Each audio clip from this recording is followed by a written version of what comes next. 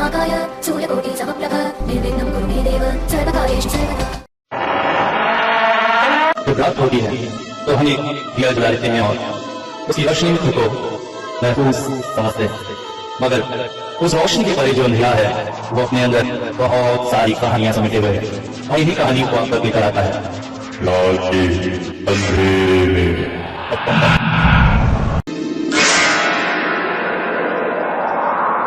विशु को पहली बार मैंने इतना निराश देखा था। मंदिर के चौखट पर ही वो बैठ गए और बोल पड़े, हाँ, बहुत मुसीबत है रे, बहुत मुसीबत है। वो जिस चंडालिनी देवी इतनी भयंकर, इतनी उग्र रूपा है कि मैं तुझे क्या बताऊं। मैंने आज तक कभी उनकी पूजा नहीं की है। हाँ, देवी मातंगी के शांत रूप की उपासना पूजा की है गुरु के निर्देश पर, मगर क्या मैं इस भयानक रूप से लड़ने में समर्थ हो सकूंगा? पता नहीं, माँ भगवती ही जानती है। मैंने विशु भैया को आज तक इतना निराश कभी नहीं देखा था। ये मेरे वही विशु भैया थे जिन्होंने बड़ी बड़ी तांत्रिक शक्तियों का सामना किया था, मगर आज न जाने उन्हें क्या हो गया था। आसमान की तरफ देखकर एक बार फिर से बोल पड़े, अभी एक ही बात मेरे मन में बार बार घूम रही है कि उस महिला को उन लोगों ने जिंदा जलाकर तो मार डाला, मगर उसके बेटे का क्या हुआ? उसकी रगों में भी तो उसी परिवार का खून था। अच्छा, आप इतने निश्चिंत होकर कैसे कह सकते हैं कि वही इन सब के पीछे है? मुझे इसका अनुमान उसी दिन हो गया था, मगर सवेरे बगीचे में भगवती बाबू से मुलाकात होने पर मैंने उनसे पूछा था। उन्होंने बताया था कि वो लड़का बड़ा होने पर जब सब कुछ जानता है तो बहुत क्रुद्ध हुआ था और घर छोड़कर चला गया था। बाद में वो गांव में लौटा था। जिस गांव ने उसकी माँ को जलाकर मारा था उससे इंतकाम लेने के लिए, मगर वो अभी कहाँ है? वो इस दुनिया में नहीं है। मैं तुझे बोलना भूल गया था, इतने सारे प्राणों को लेने के लिए जो डामरी माँ को जगाता है, डामरी पहले उसी का भक्षण कर लेती है। वो जितनी भी भयानक क्यों ना हो, माँ महामाया का ही तो वो रूप है। उनका न्याय कभी गलत नहीं होता है। पापी को पाप की सजा तो मिलनी ही है। अचानक आकाश में तेज बिजली चमकी।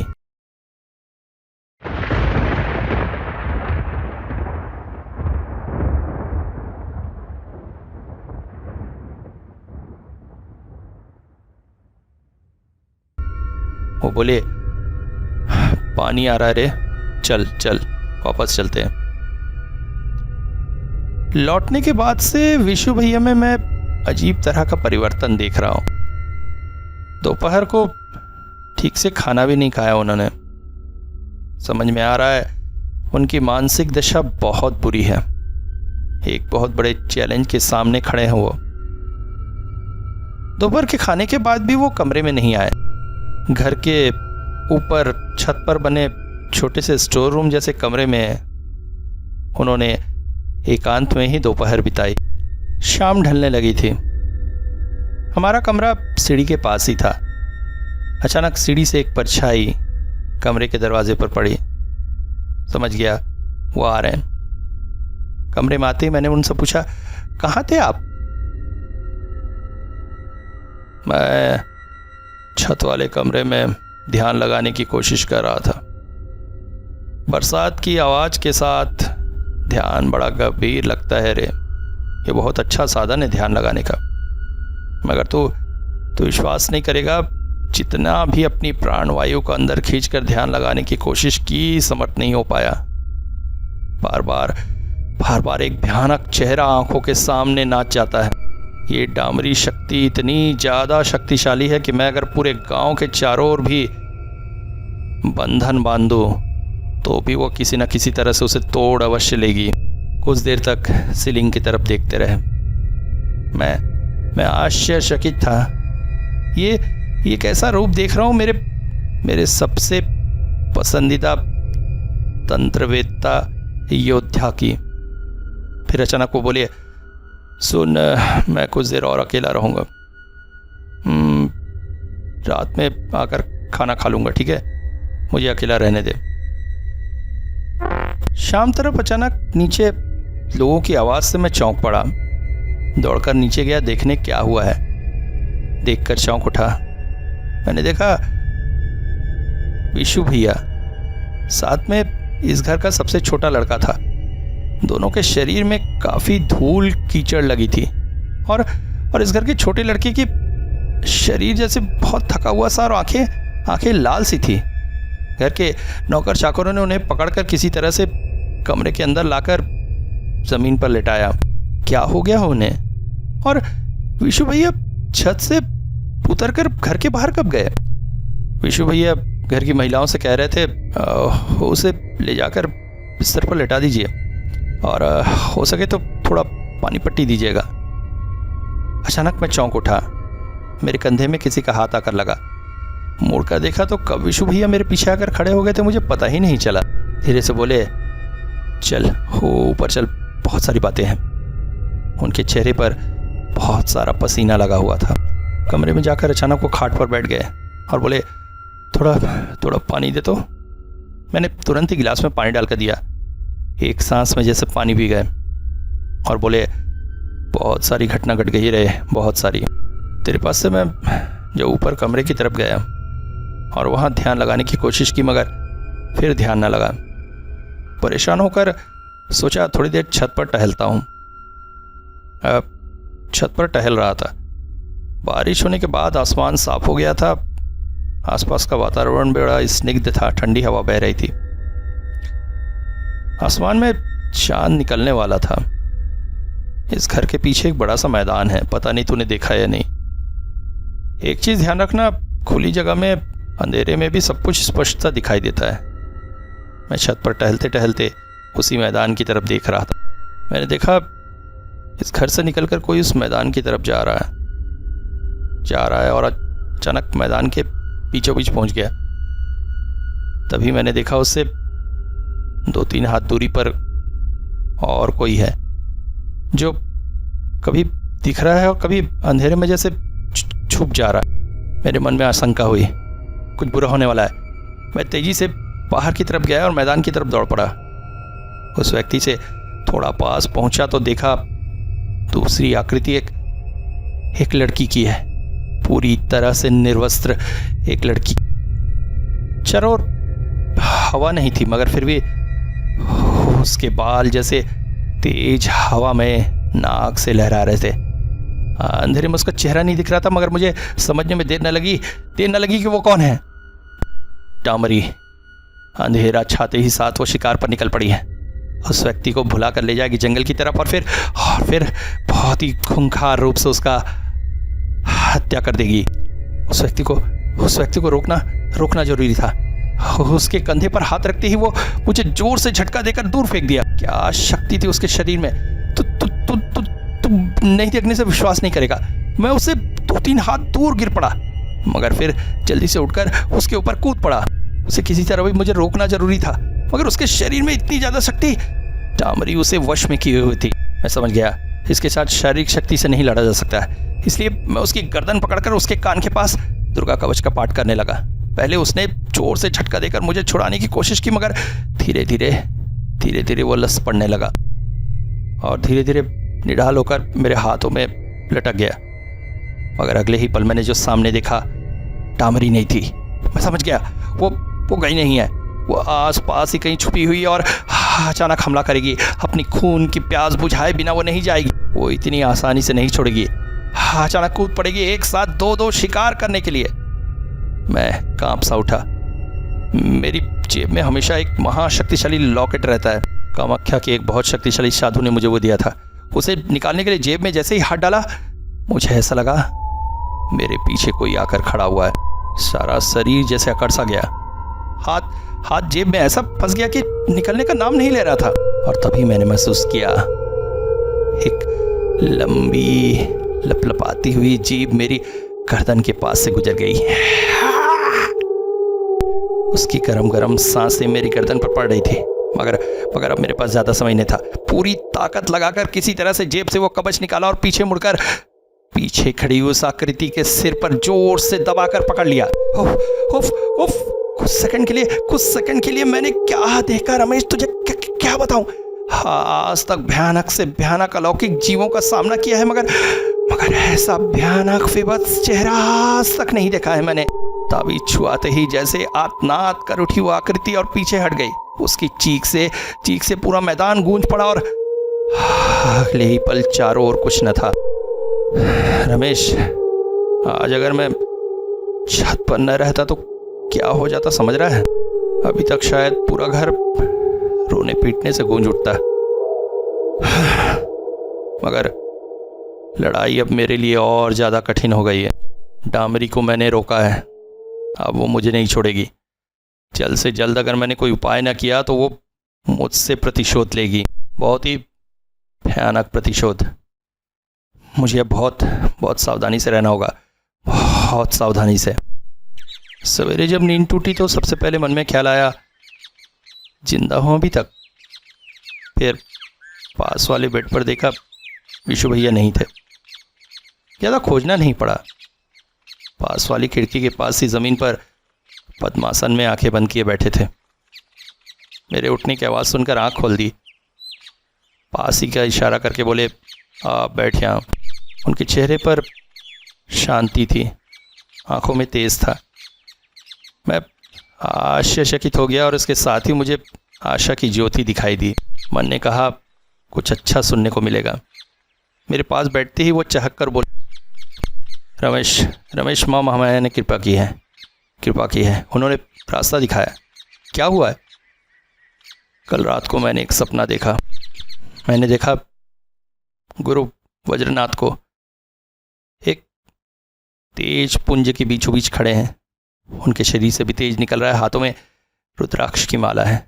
मैं कहीं पे सोया हुआ। उन्होंने बड़े प्यार से मुझे जगाते हुए कहा, उठो बेटा उठो।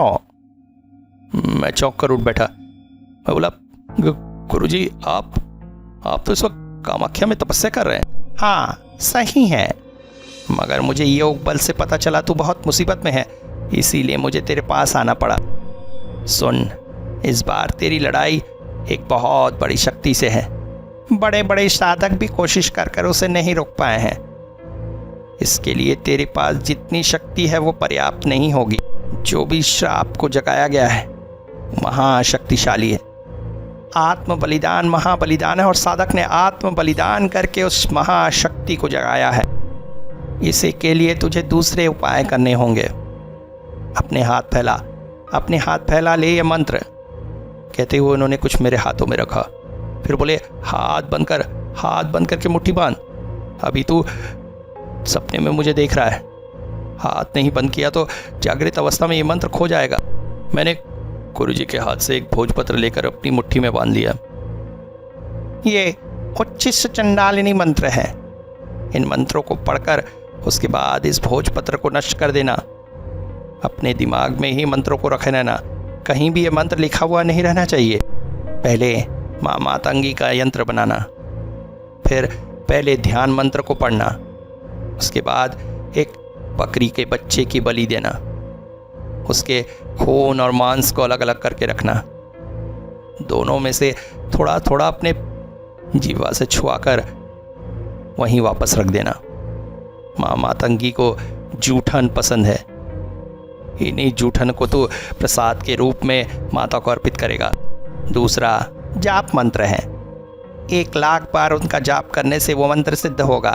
जाप करते समय माँ की सभी चेले चामुंडे तुझे अलग अलग भयानक रूपों में आकर भटकाने की कोशिश करेंगे। इसके बाद होगा असली काम, यज्ञ करना। अंतिम मंत्र से यज्ञ में आहुति देना, बकरे के खून, मांस और मधु से। यज्ञ पूर्ण होने पर माँ उच्चिष्ट चंडालिनी तुझे दर्शन देगी। अरे तेरे दादाजी ने तुझसे कहा था, याद है? समय होने पर तुझे देवी दर्शन होंगे। वो समय आ गया है, डरना नहीं, थोड़ा भी विचलित मत होना। माँ का तेज करोड़ों सूर्य के जैसा है, तुझे उसे सहन करना होगा, सहन करना होगा। तू कर लेगा, तेरे ऊपर वो लक्षण है, तो कर लेगा।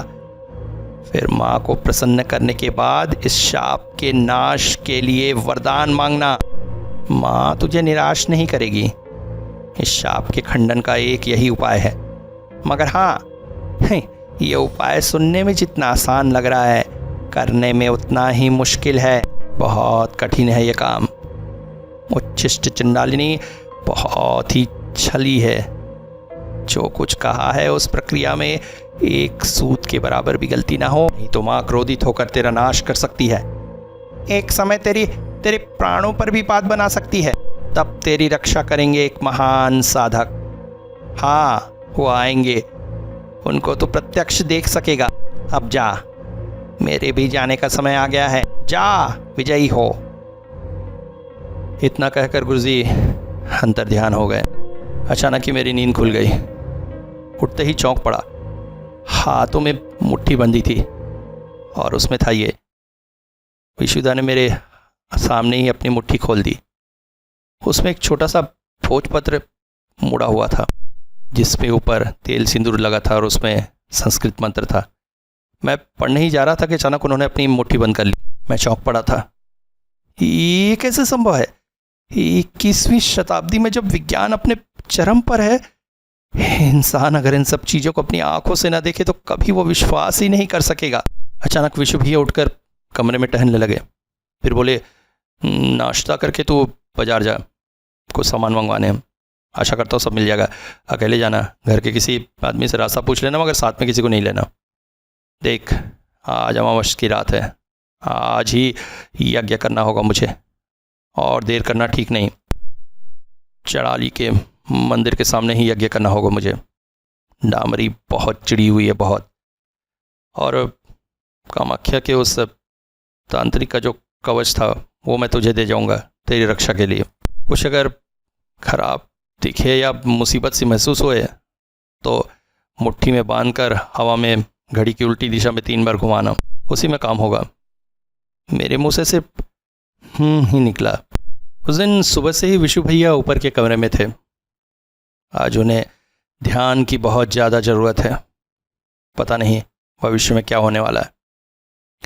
शाम की तरफ दरवाजे पर दस्तक हुई तो दरवाज़ा खोलते ही जो मेरे सामने खड़ा था वो मेरे दोस्त, मेरे बड़े भाई विशु भैया नहीं थे। वो एक महान तांत्रिक थे जिन्होंने धारण किया था रक्तांबर वस्त्र, गले में मोटी रुद्राक्ष की माला, माथे पर लाल चंदन का तिलक, चेहरे पर भयंकर तेज, कांधे पर एक झोला। ये हैं विशु विश्वनाथ बाबा, मेरे जाने हुए सबसे श्रेष्ठ तांत्रिक। उन्हें जितने बार भी इस रूप में देखा है, श्रद्धा हुई है, भक्ति हुई है, उनसे अभय पाया है। उन्होंने कहा, अब मैं चलता हूँ रमेश, ले इसे रख, जैसे कहा है ज़रूरत पड़ने पर वैसा ही उपयोग करना। मेरे हाथों में उसने उस कामाख्या से प्राप्त ताबीज को पकड़ा दिया। घर के बड़ों का आशीर्वाद लेकर वो जंगल की तरफ चल पड़े। इसके बाद की घटनाएं उन्हीं के मुंह से सुनी हुई है, और जैसा उन्होंने बताया वो कुछ इस तरह है। जंगल में जब पहुंचा तो सूरज अस्त होने को था। मंदिर के पास एक उपयुक्त जगह में साफ सफाई करके अपने बैठने का आसन बनाने लगा। सबसे पहले अपने पास रखी हुई भस्म से एक गोलाकार बंधन बना दिया। फिर बीचों बीच यज्ञ कुंड बनाकर सभी सामान जमाकर यज्ञ में बैठने ही वाला था कि अचानक मेरे सिर के ऊपर से एक कौवा उड़ता हुआ चला गया। मैं विशेषतः अंधविश्वासों को नहीं मानता हूँ। कौवे का उड़कर जाना कोई बड़ी बात नहीं थी, मगर आज इस कौवे का उड़कर जाना मुझे पता नहीं कैसा अजीब सा लगा।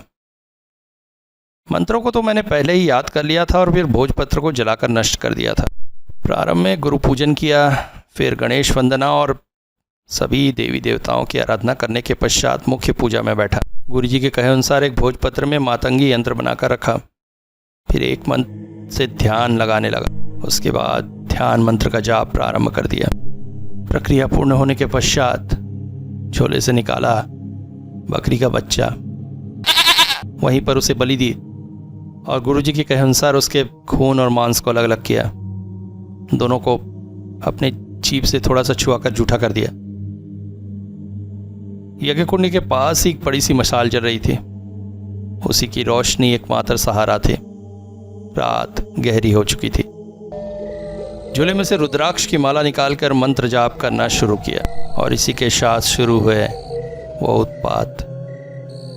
चारों ओर ऐसा महसूस हुआ जैसे वातावरण अत्यधिक ठंडा हो गया है।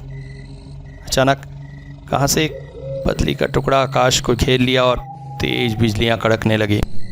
तेज हवाओं की वजह से ऐसा लग रहा था जैसे जंगल पूरा तहस नहस हो जाना चाहता है। मशाल भी निभने की हालत में था कि तभी आकाश में चमकी एक तेज बिजली और उसी बिजली की रोशनी में देखा जंगल के सभी पेड़ों के पीछे काली काली परछाइयाँ छुपी हुई हैं।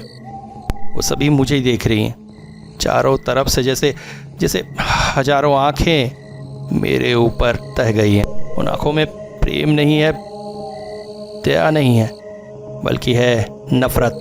धीरे धीरे वो सभी पेड़ों की ओर से निकलकर मेरी तरफ बढ़ने लगे और उनके चेहरे एक एक कर स्पष्ट होने लगे। मशाल की बुझती रोशनी में देख रहा था मैं नरक के अतल गहर से निकल कर आए हुए उन शीर्ण जीर्ण शरीरों और भयानक चेहरों को, जैसे शमशान की चिता पर लेटे हुए जली शरीरों पर किसी ने प्राण डाल दिया।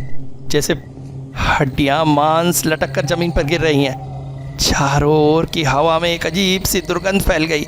मेरा शरीर जैसे मचल उठा था उल्टी करने के लिए, मगर मुझे पता था ये सभी भ्रम है मुझे जाप से भटकाने के लिए। अगर मैंने इस वक्त जाप छोड़ा तो मेरा सर्वनाश निश्चित है। बहुत बार मैंने इस तरह की तंत्र साधना की और इन सभी परिस्थितियों से मैं पहले से परिचित था। आंखें बंद कर गहरा ध्यान लगाकर ध्यान करते हुए जारी रखा मंत्र जाप। अचानक वातावरण से वो सड़ी हुई बांस गायब हो गई। समझा चले गए हैं वो दुष्ट। इसके बाद कुछ समय तक सब कुछ शांत रहा। ऐसे में अचानक मेरे पीछे से एक आवाज़ आई, एक महिला की आवाज़। साधक, तुम किसकी साधना कर रहे हो साधक? देखो देखो मैं आई हूँ, एक बार पीछे मुड़कर तो देखो ना। मैं अगर पीछे मुड़कर देखूंगा तो मेरी मृत्यु निश्चित है। नहीं देखोगे? अच्छा ठीक है, मैं ही तुम्हारे सामने आती हूँ। अब तो देखो। मैंने स्पष्ट महसूस किया मेरे बाएं तरफ से कोई धीरे धीरे चलता हुआ मेरे सामने आकर खड़ा हुआ। सर से लेकर पैर तक लाल कपड़े में ढका हुआ एक शरीर, और उसी शरीर से आवाज आई, मुझे कुछ खाने को दो साधक, कुछ खाने दो। कब से मैंने कुछ नहीं खाया है, बड़ी भूखी हूँ। वो मांस का पात्र मुझे दे दो। मैं चुपचाप जाप करता रहा। भूल कर रहे हो साधक, मुझे नहीं पहचान रहे हो? अरे तुम जिसका जाप कर रहे हो मैं वही हूँ, वही तो आई हूँ तुम्हारे सामने। अरे अलग रूप में आई हूँ। हाँ, अपने असली रूप में आती तो मेरा तेज तो छह नहीं सकता। मैं ये कैसे कर सकती थी? इसलिए शांत रूप में तेरे सामने आई हूँ। देख तो, मुझे नैवेद्य अर्पित कर। मैंने देखा वो नारी मूर्ति गोले के बाहर खड़ी है। मैं अच्छी तरह से जानता था अगर ये गलती मैंने की तो मेरे साथ क्या होगा। क्या हुआ साधक? मुझे खाने दोगे? मेरे पेट में बहुत भूख है। ये देख। बोलते बोलते अचानक गले की आवाज़ बदलने लगी। अचानक उसके साड़ी के अंदर से निकल कर आए 2 हाथ, जिसमें तलवार के नुकीले धार जैसे नाखून थे, और उन नाखूनों से उसने अपने पेट को 2 भागों में फाड़ दिया। चीख पड़ी,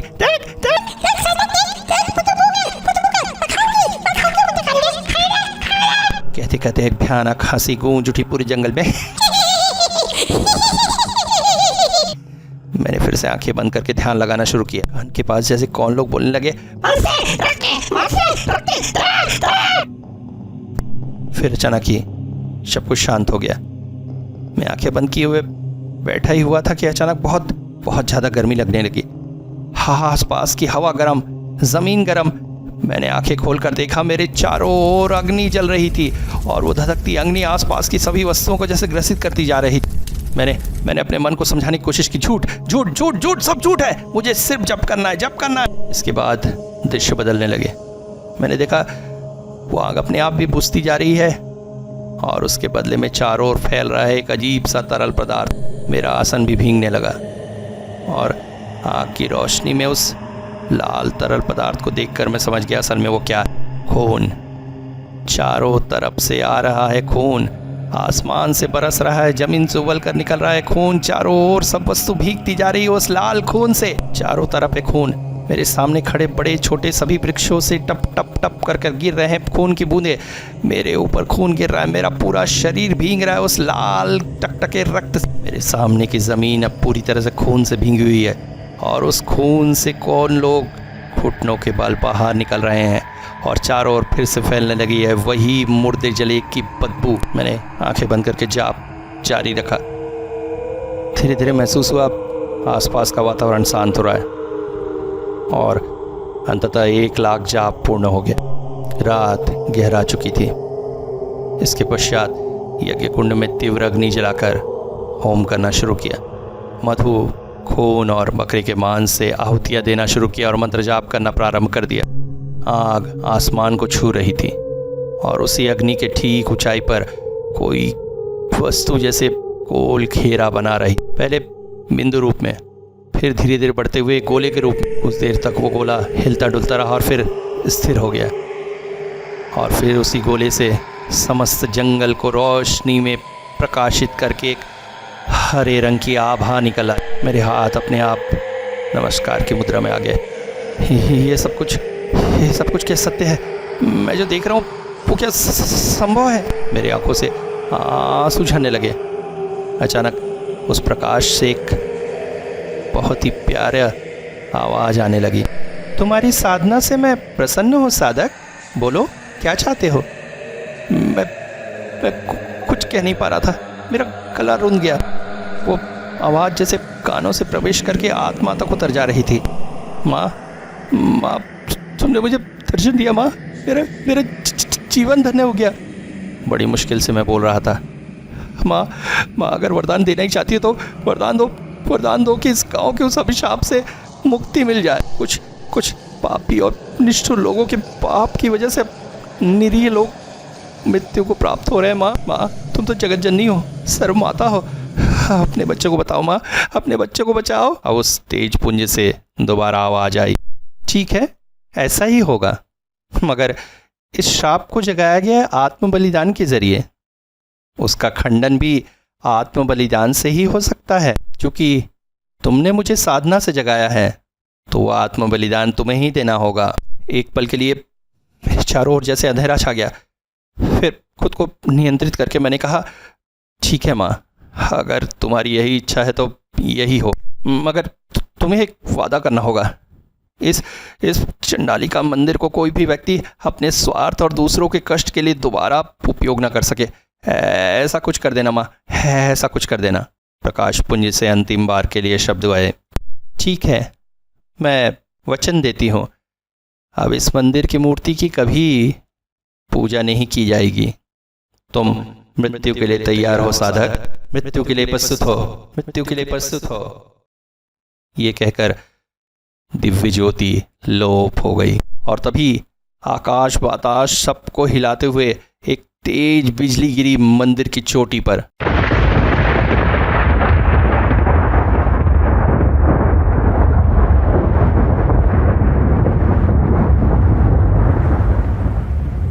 मैं दूर छिटक गया। मेरे कानों में जैसे ताला लग गया था। उठ के सबसे पहली मेरी नजर गई यज्ञ कुंड की तरफ। बुझती आँख की हल्की रोशनी में मैंने जो देखा उससे मेरे दिल की धड़कन जैसे बंद होने को आ गई। यज्ञ कुंड के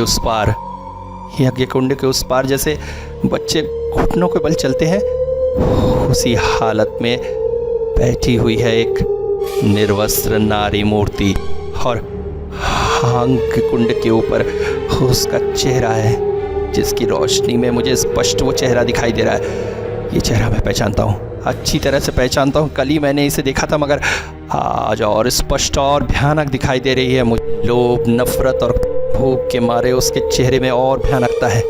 जीभ लपलपाकर नीचे लटक रही है और आंख में जल रही है नर्क की अग्नि। आज उसने पाया मुझे अपने सामने, अपने मुट्ठी में, और कुछ पल का इंतजार और उसके बाद वो मुझे चीर फाड़ कर खा जाएगी। इसके बाद मेरा शरीर, मेरी पहचान पूरी तरह से विलुप्त हो जाएगी।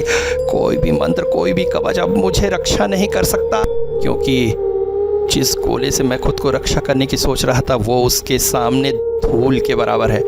उसे नष्ट करके वो प्रवेश कर चुकी है अंदर। धीरे धीरे अपने दोनों हाथों को हवा में लहराती हुई खड़ी हुई। उसकी भयानक अट्टहास से मैं परेशान हो चुका था। अगले ही पल उसके वो भयानक नाखून मेरी गर्दन को तोड़ डालने वाले थे। हवा में कूद कर वो मेरे सामने प्रकट हुई यज्ञ कुंड को लांघकर। भयानक अट्टहास के साथ उसके वो भयानक नाखून मेरी तरफ बढ़ रहे हैं। उसकी वो लपलपाती लंबी जीभ अब मेरे चेहरे को छू रही है। उसके दांत बड़े होकर उसके चेहरे से बाहर निकलते आ रहे हैं। ओफ, क्या भयानक दृश्य है, क्या भयानक दृश्य।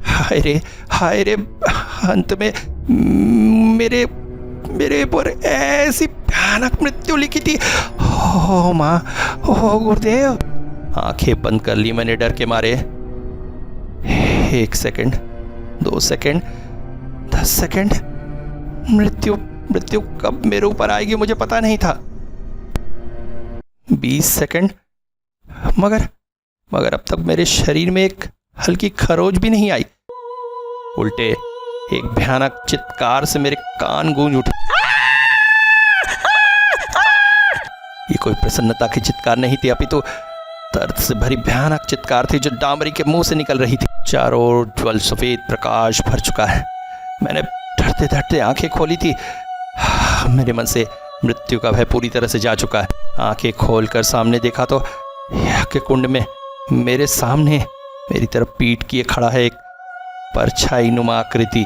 उसका एक हाथ हवा में है और उसमें से कुछ रोशनी में निकलकर सामने की तरफ जा रहा है, और वहीं पर इधर उधर छटपटा रही है डामरी। उस रोशनी की सीमा रेखा को पार कर वो किसी भी तरह मेरे पास नहीं आ पा रहे। सामने खड़ी उस परछाई ने उस रोशनी को रस्सी की तरह हवा में घुमाया, और उसके साथ साथ वो रोशनी सच में रस्सी बनकर डामरी के पूरे शरीर में लिपटती चली गई। और उसके बाद रस्सी को लेकर हवा में घुमाने की भंगिमा में वैसे ही उस आकृति ने किया, और इसके साथ भयानक चित्कार से चीख पड़ी डामरी दूर जाकर छिटक कर गिरी, और जैसे मिट्टी की मूर्ति जमीन से टकराते ही टुकड़े टुकड़े में बट जाती है, वैसे ही उसका शरीर भी टुकड़े टुकड़े होकर जमीन में मिलता जा रहा है। उसकी भयानक चित्कार धीरे धीरे दबती जा रही है। इसके पश्चात वो परछाई नुमा आकृति मेरी तरफ घूम कर खड़ी हुई। उसके हाथ जैसे आशीर्वाद की आकृति में मेरी तरफ बने हुए हैं, और उस एक पलक में मैंने उसका चेहरा देखा। देखकर मैं चौंक उठा था। हाँ, मैं उसे अच्छी तरह से पहचानता हूँ, कई सालों से पहचानता हूँ ये चेहरा, ये आशीर्वाद देने की आकृति। तभी सपने में सुनी गुरुदेव की बात याद आ गई। जब तेरे प्राण भय उपस्थित होंगे तब एक महान साधक तेरे प्राणों की रक्षा के लिए प्रकट होगा, और ये महान साधक कोई और नहीं, परम गुरु तारानाथ इस वक्त मेरे सामने खड़े थे। अपने चेलों की हमेशा रक्षा करते आए हैं परम गुरु तारानाथ। इससे पहले भी मैंने कई बार इस बात का आभास पाया था, और आज फिर से मुझे मृत्यु के मुंह से निकाला था उन्होंने। मेरी आंखों से अश्रुधारा निकल पड़ी। सच में आशीर्वाद से बड़ा रक्षा कवच इस दुनिया में कुछ भी नहीं हो सकता है। कुछ देर वैसे ही बैठे रहा। पूर्व आकाश में रोशनी जाग रही थी। फिर उठा, बुझती मशाल को जलाकर उसे हाथ में लेकर आगे बढ़ा। मंदिर का दरवाज़ा खुला हुआ था। मशाल हाथ में लिए मंदिर के अंदर प्रवेश किया। माँ ने मेरी बात रखी। अंदर रखी वो मूर्ति सर से पैर तक लंबे टूटने के निशान से ग्रसित हो चुकी थी। कुछ समय पहले मंदिर के ऊपर जो वज्रपात हुआ था, ये उसी का फल है। खंडित तांत्रिक देवी मूर्ति की पूजा नहीं होती है। समझ में आया, इस मूर्ति से माँ ने प्राण शक्ति खींच ली है। विग्रह के सामने दोनों हाथ जोड़कर माँ चंडालिनी को प्रणाम किया। अब हमारे लौटने का समय था। बस में खिड़की वाली सीट लेकर मैं बैठ गया। जंगल के पास से गुजरते हुए बस से दूर दिखाई दे रहा था मंदिर का प्राचीर, चंडालिनी माँ के मंदिर का प्राचीर।